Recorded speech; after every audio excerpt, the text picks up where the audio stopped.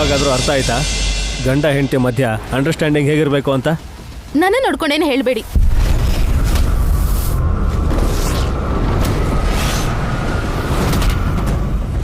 ಡಮ್ಮೋ ಡಮ್ಮ. ಮತ್ತೆ ಏನಾಯ್ತು ಡಮ್ಮೋ?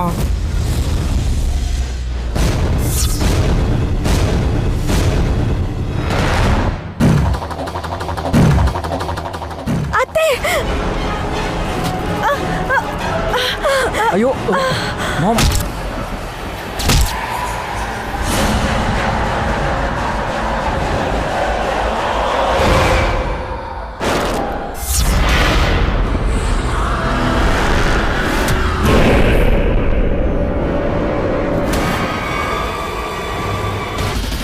ಅಯ್ಯಪ್ಪ ರುಬ್ಬೋಕಲ್ಲು. ಅತ್ತೇನ್ ಯಾಕಕ್ಕ ಹಾಗೆ ತಳ್ದೆ? ತಳ್ಳಿಲ್ಲ, ಸಹಾಯ ಮಾಡ್ದೆ. ಇಲ್ಲ ಅಂದ್ರೆ ಮಾಮ್ ತಲೆ ಮೇಲೆ ಅದು ಬಿದ್ದು ತಲೆ ಒಡೆದೋಗಿರೋದು.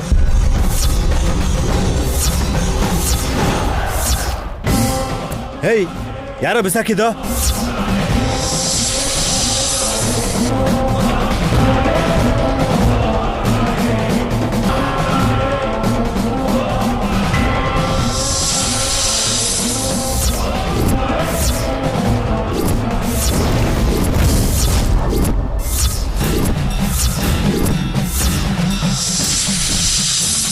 ಯಪ್ಪ ಹಾವು, ವಿಕ್ರಾಂತ್ ಹಾವು.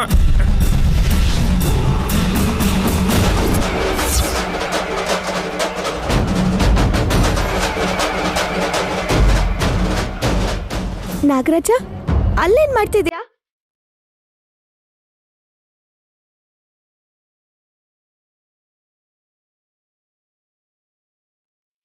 ನೀನ್ ನನ್ನನ್ನು ಕಾಪಾಡಿರ್ಬಹುದು ನೈನಿ, ಆದ್ರೆ ನನಗಿಷ್ಟ ಆಗ್ಲಿಲ್ಲ.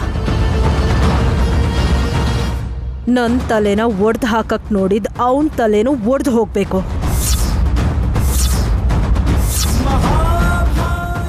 ಅಯ್ಯೋ ಮಾಮ್, ಮಾಮ್ ಬೇಡ. ಅತ್ತೆ ಅತ್ತೆ ಅಯ್ಯೋ ಮಾಮ್ ಬೇಡ. ಮಾಮ್ ನಿಮ್ಗೆ ಹೇಳ್ತಾ ಇರೋದು. ಅತ್ತೆ ಬೇಡ ಅತ್ತೆ. ಅಯ್ಯೋ ಬೇಡ ಅತ್ತೆ. ಮಾತ್ ಕೇಳಿ. ಬೇಡ ಮಾಮ್. ಅತ್ತೆ ಅಯ್ಯೋ ಮಾಮ್,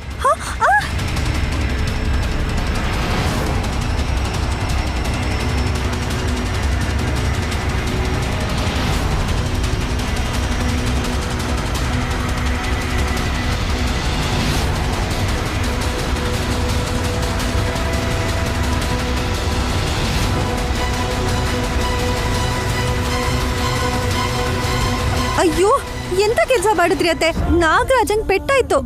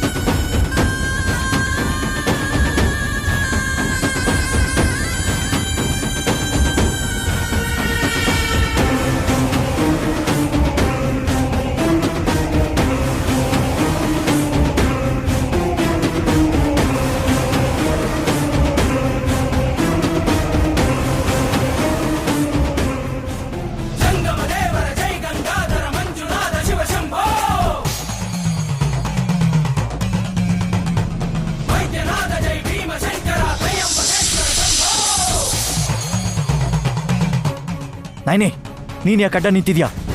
ಇಲ್ಲ ಅಂದ್ರೆ ನಮ್ಮ ಅತ್ತೆ ಪ್ರಾಣ ಉಳಿಯಲ್ಲ ಯಜಮಾನ್ರೆ.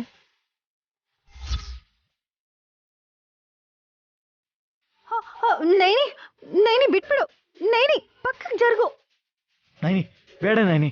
ಹತ್ರ ಬಂದಿದ್ಯಮ್ಮ, ಹೆಡೆ ಬೇರೆ ಬೆಚ್ಚಿದೆ, ಕೋಪದಲ್ಲಿ ಕಚ್ಬಿಟ್ರೆ ಕಷ್ಟ. ನೈನಮ್ಮ ಈ ಕಡೆ ಬಾರಮ್ಮ.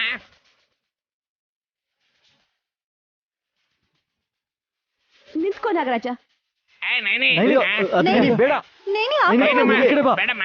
ನೈನಿ ಆ ಕಡೆ ಹೋಗು. ಅದಕ್ಕೆ ನೈನಿ ಬೇಡ ನೈನಿ, ಬಾ ಈ ಕಡೆ.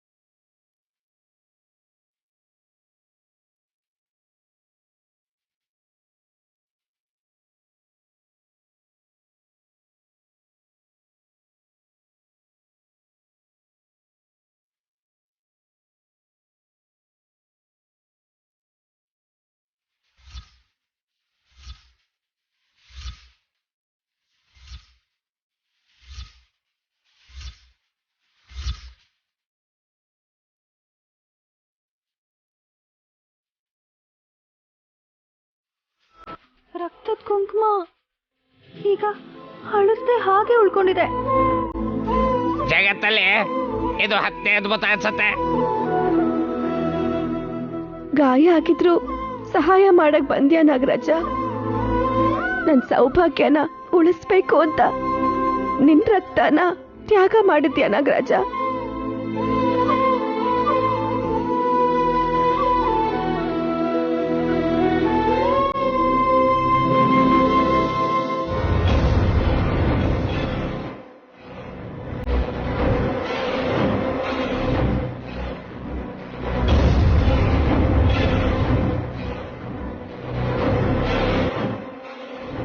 ಡಮ್ಮೋ ಡಮ್ಮ ಹೊರಟೋದ್ನಲ್ಲ, ಇನ್ಯಾಕ್ ಭಯ?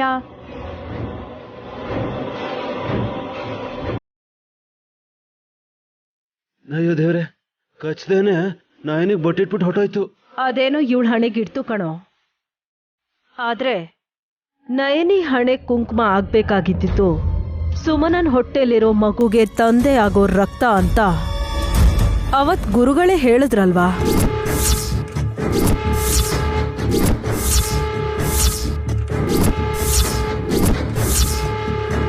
ಅಂದ್ರೆ ಅತ್ತೆ ನೀವ್ ಅಂತಿರೋದು ಸುಮನಾಗೆ ಹುಟ್ತಾ ಇರೋ ಮಗುಗ್ ತಂದೆ ಹಾಸಿನಿ ಅಕ್ಕ, ಇವಾಗ ನೀವ್ ಸುಮ್ನಿದ್ರೆ ಒಳ್ಳೇದು. ನನಗೇನಾಗತ್ತೋ, ಈ ಮನೇಲಿ ಏನ್ ನಡೆಯತ್ತೋ ಅಂತ ಅರ್ಥನೇ ಆಗ್ತಿಲ್ಲ.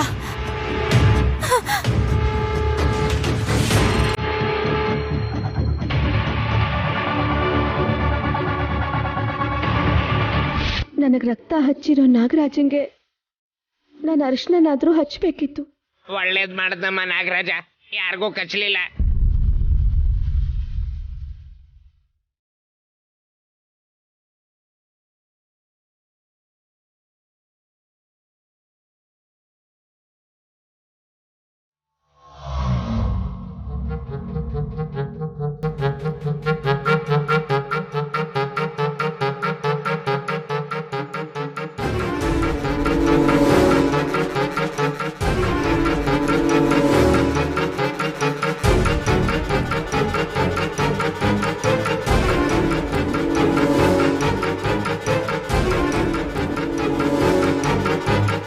ಇನ್ನೂ 9 ತಿಂಗಳು ಕೂಡ ಆಗಿಲ್ಲ, ಆಗ್ಲೇ ಚಿಲ್ಕ ಆಗ್ತಿದ್ರಲ್ಲ ಚಿಕ್ಕ ಯಜಮಾನ್ರೆ. ನಡೆದಿದ್ರ ಬಗ್ಗೆ ವ್ಯಂಗ್ಯ ಮಾಡೋದು ಅಂದ್ರೆ ನನಗಿಷ್ಟ ಆಗಲ್ಲ. ಊಟ ಮಾಡಿದ ತಕ್ಷಣ ಚಾಪೆ ದಿಂಬು ಹಿಡ್ಕೊಂಡು ಬಾಲ್ಕನಿಗ್ ಹೋಗಿ ಮಲಗ್ತಿದ್ದಿದ್ ನೀವು ಇವತ್ತು ರೂಮಿಗೆ ಬಂದ ತಕ್ಷಣ ಚಿಲ್ಕ ಹಾಕದ್ರಿ ಅಂದ್ರೆ ಏನಾದ್ರೂ ಸ್ಪೆಷಲ್ ಇದೆ ಅಂತ ಅನ್ಕೋಬೋದಾ? ಚಿಕ್ಕ ಯಜಮಾನ್ರೆ, ಯಾಕೆ ಹಾಕಿದ್ಕೊಂಡ್ರಿ? ನಾನು ನಿನ್ನ ಹತ್ರ ಸೀರಿಯಸ್ ಆಗಿ ಮಾತಾಡಬೇಕು ಅನ್ಕೊಂಡ್ ಬಂದಾಗ ನೀನು ಆಟ ಆಡ್ಕೊಂಡು ಕೂತಿದ್ರೆ ಚೆನ್ನಾಗಿರಲ್ಲ. ಅದು ಯಾವ ವಿಷಯದ ಬಗ್ಗೆ ಅಂತ ಹೇಳಿ. ನೀನು ಕಿತ್ಕೊಂಡಿರೋ ಗರ್ಭಕೋಶದ ಬಗ್ಗೆ. ಆ ವಿಷಯಕ್ಕೆ ಬಂದ್ರೆ ನಾನ್ ಸುಮ್ನಿರಲ್ಲ ಅಂತ ಇದಕ್ಕೂ ಮುಂಚೆ ನಾನು ನಿಮಗೆ ಹೇಳಿದೀನಿ ಅಲ್ವಾ? ಯಾರ ನೆನಪಿಗೋಸ್ಕರ ನೀನು ಇದನ್ನ ತಗೊಂಡೆ ಅಂತ ತಿಳ್ಕೊಬೋದ ನಾನು? ಅಂದ್ರೆ ಏನ್ ಹೇಳ್ತಿದ್ದೀರಾ ನೀವು? ಸುಮ್ಮನೆ ಡ್ರಾಮಾ ಮಾಡಬೇಡ ನೀನು. ಹೋಗ್ಲಿ, ಇನ್ನೊಂದ್ಸಲ ಕೇಳಿದ್ರೆ ಅರ್ಥ ಆಗುತ್ತಾ ನಿಂಗೆ? ಅರ್ಥ ಆಗೋ ತರ ಹೇಳಿ. ಕ್ಲಿಯರ್ ಆಗಿ ಕೇಳ್ತೀನಿ ನಾನು. ನೀನು ನಿಜಾನ ಕ್ಲಿಯರ್ ಆಗಿ ಹೇಳಿದ್ರೆ ಚೆನ್ನಾಗಿರುತ್ತೆ. ಈಗಲೂ ಕಾಲ ಏನೋ ಮಿಂಚಿಲ್ಲ. ಚಿಕ್ಕ ಯಜಮಾನ್ರೆ, ನೀವ್ ಯಾಕೋ ನನ್ ಮೇಲೆ ಅನುಮಾನ ಪಟ್ಟು ಮಾತಾಡ್ತಿದ್ದೀರಾ ಅಂತ ಅನ್ನಿಸ್ತಿದೆ. ನಿಜ ತಾನೆ? ಹೇಳಿ. ಹೇಳಬೇಕಾಗಿರೋದು ನೀನು ಕಣೆ. ನನಗೊಂದು ಮಾತನ್ನು ಹೇಳ್ದೇನೆ ಗರ್ಭಕೋಶನ ಎಕ್ಸ್ಚೇಂಜ್ ಮಾಡಿಕೊಂಡು ಪ್ರೆಗ್ನೆಂಟ್ ಆಗಿರೋ ನೀನು ಯಾವ ತಪ್ಪು ಮಾಡಿ ಇಷ್ಟು ದೂರ ಬಂದಿದೀಯಾ ಅಂತ. ಬಾಯಿ ಮುಚ್ತೀರಾ?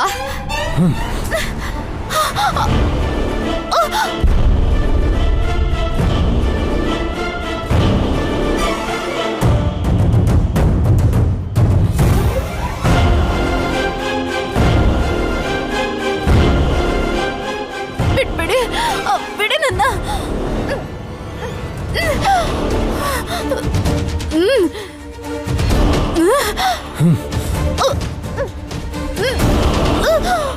ಬಿಡಿ ಚಿಕ್ಕ ಯಜಮಾನ್ರೆ. ನಿನ್ನ ಹೊಟ್ಟೆಲ್ ಬೆಳೀತಾ ಇರೋ ಮಗುಗೆ ನಾನು ತಂದೆ ಅಲ್ಲ ಅಂತ ಹೇಳ್ತಿದ್ರು ನೀನು ಸೀರಿಯಸ್ ಆಗ್ದೇನೆ ಲೈಟಾಗಿ ತಗೊಂಡಿದ್ದಕ್ಕೆ ನಾನೇನೋ ಅನ್ಕೊಂಡಿದ್ದೆ. ಈಗ ಅರ್ಥ ಆಯ್ತು. ನಿಜವಾಗ್ಲೂ ನನಗೂ ಈ ಮಗುಗೂ ಯಾವುದೇ ಸಂಬಂಧ ಇಲ್ಲ ಅಂತ. ಬಿಡಿ ಚಿಕ್ಕ ಯಜಮಾನ್ರೆ, ಬಿಡಿ ನನ್ನ. ಉಸಿರಾಡಕ್ ಆಗ್ತಿಲ್ಲ. ಬಿಡಿ ಬಿಡಿ ಚಿಕ್ಕ ಯಜಮಾನ್ರೆ, ನಂಗೆ ಉಸಿರಾಡಕ್ ಆಗ್ತಿಲ್ಲ. ಬಿಟ್ಬಿಡಿ, ಬಿಟ್ಬಿಡಿ ನನ್ನನ್ನ. ಬಿಡಿ. ಗುರುಗಳೇನು ಹೇಳಿದ್ರು? ನಿನ್ ಮಗು ಹುಟ್ಟಕ್ಕೆ ಕಾರಣ ಆಗಿರೋದ್ರಿಂದ ನೈನೇ ಅದಕ್ಕೆ ಹಣೆ ಮೇಲೆ ಕುಂಕುಮ ಬರುತ್ತೆ ಅಂತ ಹೇಳಿದ್ರು. ನಾನೇ ಈ ಮಗುಗೆ ತಂದೆ ಆಗಿದ್ದಿದ್ರೆ ನನ್ನ ರಕ್ತ ಮಾತ್ರ ಅಲ್ಲ, ನನ್ನ ಪ್ರಾಣನಾದರೂ ಅದಕ್ಕೆಗೋಸ್ಕರ ಧಾರೆ ಏರುತ್ತಾ ಇದ್ದೆ. ಆದರೆ ಹಾಗಾಗ್ಲಿಲ್ಲ.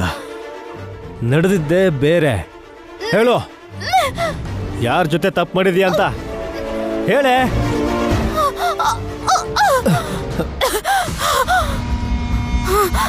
ನಿಮ್ಗೇನಾದ್ರೂ ಹುಚ್ಚಿಡ್ದಿದ್ಯಾ?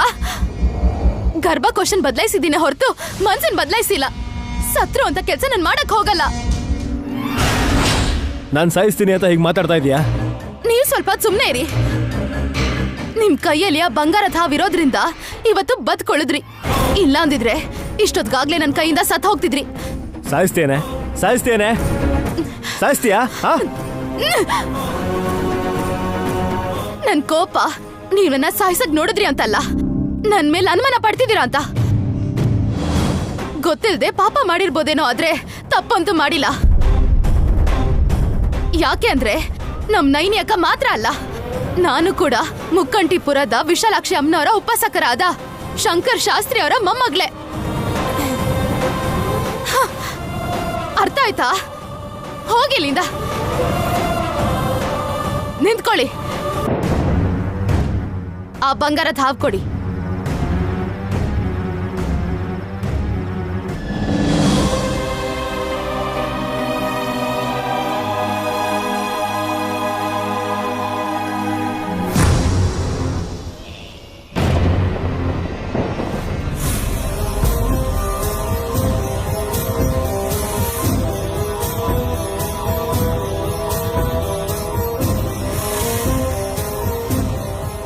ಕತ್ಲಾದ ಮೇಲೂ ಕೂಡ ಹೊಸಲ್ ದಾಟಿ ನೀನು ಬಂದಿದ್ಯಾ ಅಂದ್ರೆ ನಿನ್ನ ತಲೆಯಲ್ಲಿ ಹುಟ್ಟಿರೋ ಅನುಮಾನ ನಿನ್ನ ಎಷ್ಟು ಕಾಡ್ತಿದೆ ಅಂತ ನನಗೆ ಅರ್ಥ ಆಗ್ತಿದೆ.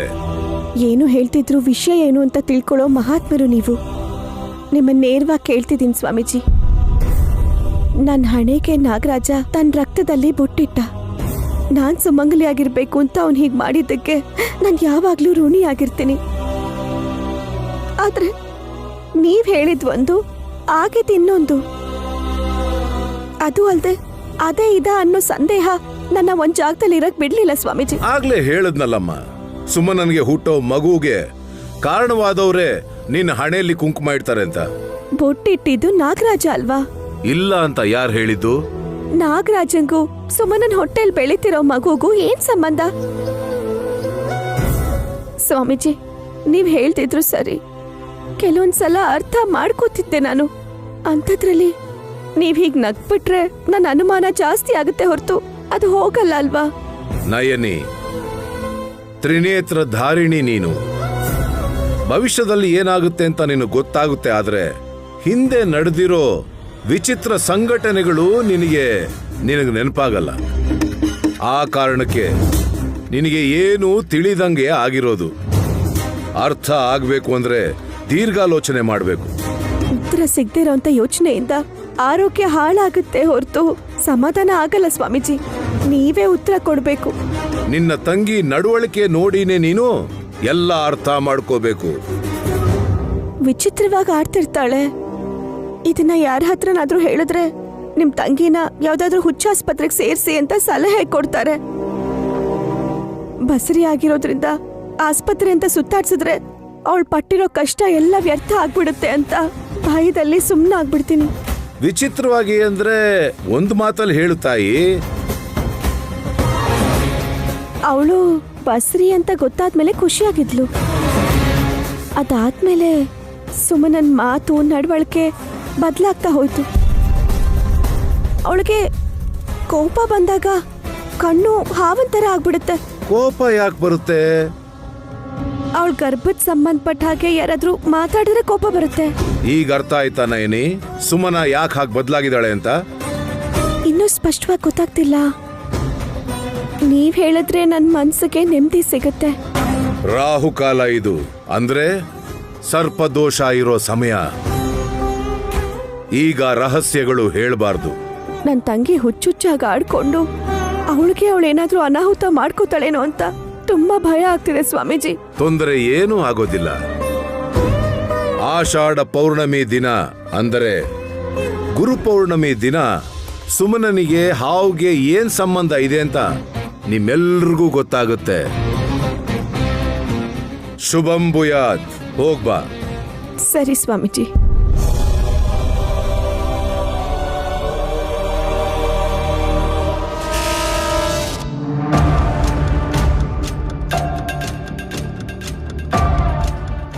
ಮಾಮ್, ನೀವು ತುಂಬಾ ಅದೃಷ್ಟವಂತೆ ಅಲ್ವಾ? ಯಾವ ವಿಷಯದಲ್ಲಿ? ನೀವಿನ್ನು ಬದುಕೆ ಇದ್ದೀರಲ್ವಾ? ಇಲ್ಲಾಂದಿದ್ರೆ ಇಷ್ಟೊತ್ತು ನಿಮ್ ಕತೆ ಮುಗ್ದೋಗಿರೋದೇನೋ. ಏಯ್ ಸುಮ್ನಿರೋ, ತಲೆ ಇಲ್ದಿರೋರ್ ತರ ಮಾತಾಡ್ಬೇಡ. ತಲೆನೂ ಇದೆ ಬಾಲನೂ ಇದೆ. ನನ್ಗಲ್ಲ ಮಾಮ್, ಹಾವ್ಗೆ ಅಂದ್ರೆ ನಾಗರಾಜನ್ಗೆ. ಏನ್ ಹಾಗೆ ನೋಡ್ತಾ ಇದ್ದೀರಾ?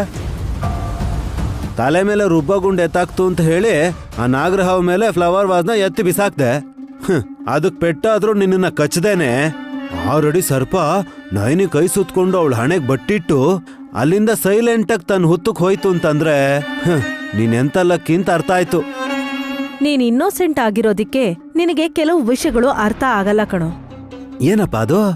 ಗುರುಗಳು ನಯನಿಗೆ ಮತ್ತೆ ಕುಂಕುಮ ಪ್ರಸಾದವಾಗಿ ದೊರಕಬೇಕು ಅಂದ್ರೆ ಬೆಳಗ್ಗೆ ಕೆಂಪು ಸೀರೆ ಉಟ್ಕೋಬೇಕು ಅಂತ ಸಲಹೆ ಕೊಟ್ಟಾಗ್ಲೇ ನಿನ್ ಹೆಂಡತಿ ಹೊಸದೊಂದು ಕೆಂಪು ಸೀರೆ ತಗೊಂಡ್ ಬಂದ್ಲು.